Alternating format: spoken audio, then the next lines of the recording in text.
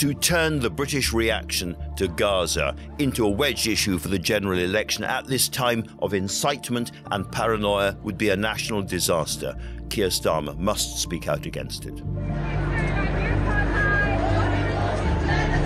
In this, the budget week, there is a very strange, febrile, almost hysterical atmosphere in the House of Commons, and I think it derives mostly from an air of almost nervous exhaustion among Conservatives who look day after day after day at these terrible opinion poll results, 26-point Labour lead this week, and they think this can't be right, this cannot go on like this, there must be a way through, there must be a breakthrough, and they're looking desperately for something that would allow them to put an end to the agony, perhaps even an early election. And I don't think the budget was it. The budget takes place against a very grim economic background where the Chancellor Jeremy Hunt does not have much room for manoeuvre and where even quite a big giveaway on taxes, 2p off national insurance, is A, virtually unaffordable, and B, already priced in, and so the country shrugs. And what worries me is that I think after George Galloway's victory in the Rochdale by-election, many Conservatives are looking at Islamism, mob rule, trouble on the streets as the favoured wedge issue for an election. This is for Gaza. Now, Rishi Sunak, in a very unusual intervention after George Galloway won Rochdale, stood on the doorstep of Number 10 and made a speech about the dangers of extremism ripping the country apart. Islamist extremists and far-right groups are spreading a poison. That poison is extremism. And look, I always try to be fair. He was doing his very best to be balanced. He was talking about the dangers of Nick Griffin and anti-Islam hate as well as anti-Semitism and all the rest of it. Jewish children fearful to wear their school uniform lest it reveal their identity.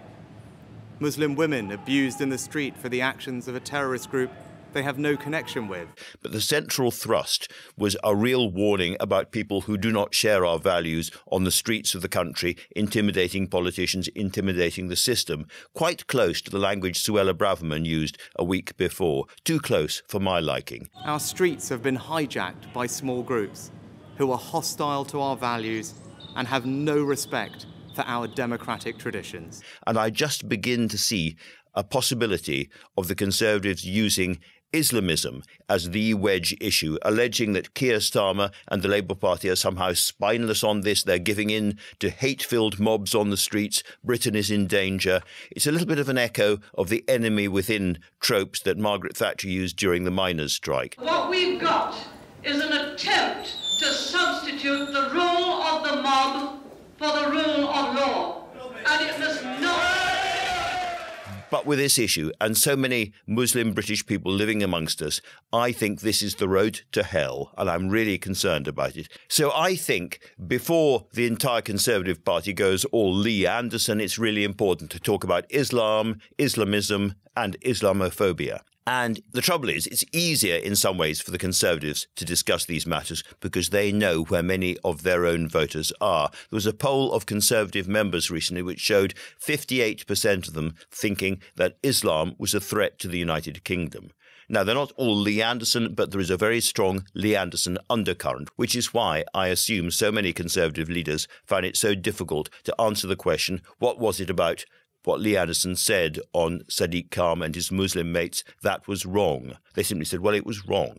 They couldn't answer that question because they know perfectly well that the trick is to wink at millions upon millions of their own voters who rather agree with Lee Anderson. What he said was wrong, and words matter. There's a difference between wrong and Islamophobic. Were they Islamophobic? Well, I think the most important thing is that the words were wrong. What Lee but why was said it wrong? What he said was wrong. So that's on the Conservative side. The real question is, what can Labour do about it? Because with George Galloway now in the House of Commons, this issue is going to be provoked and prodded day after day, week after week. Islamism, Islamophobia is going to be talked about between here and the general election. And I do not think that it is acceptable or possible for the Labour leadership to ignore this subject. And when I say I've changed the Labour Party, I mean it. So I think Keir Starmer is going to have to provide some kind of balance and common sense on these issues, because it's perfectly clear nobody else will.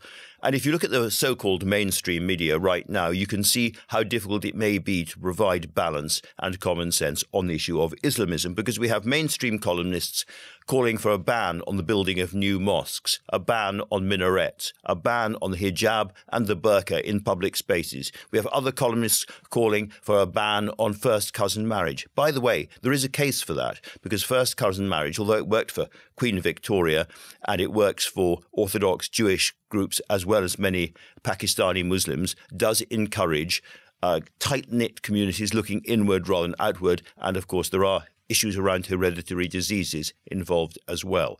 But nonetheless, these are the kind of things which are going to bubble, I think, quite surprisingly quickly into the national discourse if the main parties and the British state decides that the next general election is going to be about mob rule and Islamism. I think this is an incredibly dangerous moment for us all.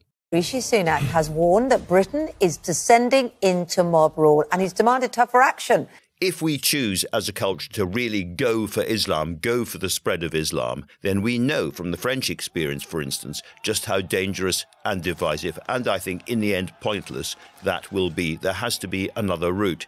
But I don't think the hard left has the answer either, because for many people on the hard left, the fact that so many Muslim faith groups around the world are impoverished and voiceless gives a sense that all Muslims are oppressed and that therefore all Muslims are good, and that therefore any criticism of any branch of Islam, however intolerant, however aggressive that branch of Islam might be, is by definition racist.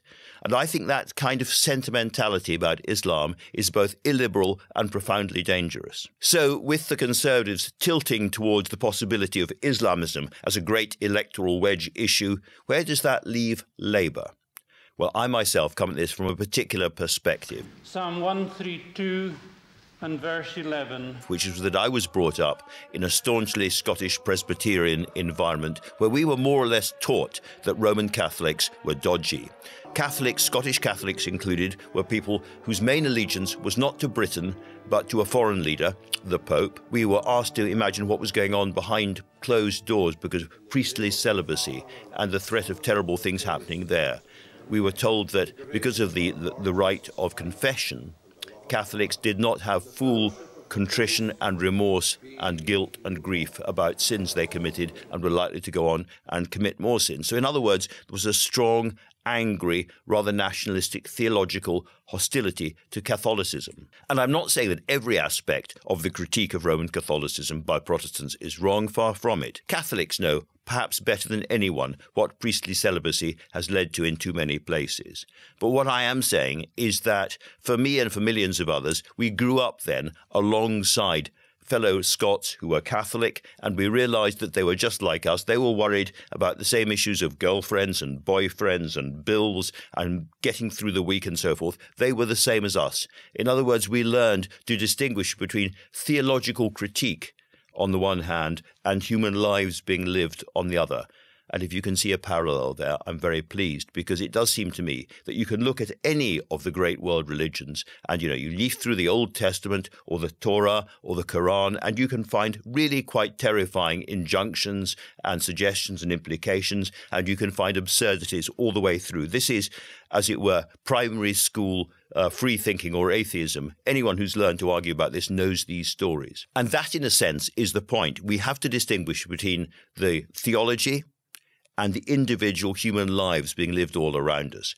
In the end, the poison in this, as ever, is a lack of empathy. And that is where I would like the Labour Party to be explaining and spreading. They do not need to be saying that we need a new blasphemy law. There are plenty of Islamists who would love a blasphemy law, would love nothing more than a blasphemy law. But I think for millions of Muslims, they would understand that going in that direction would be far more dangerous for them than anything else. We do not need to have new bans. We do not need to pull down buildings. We do not need to be shouting at each other.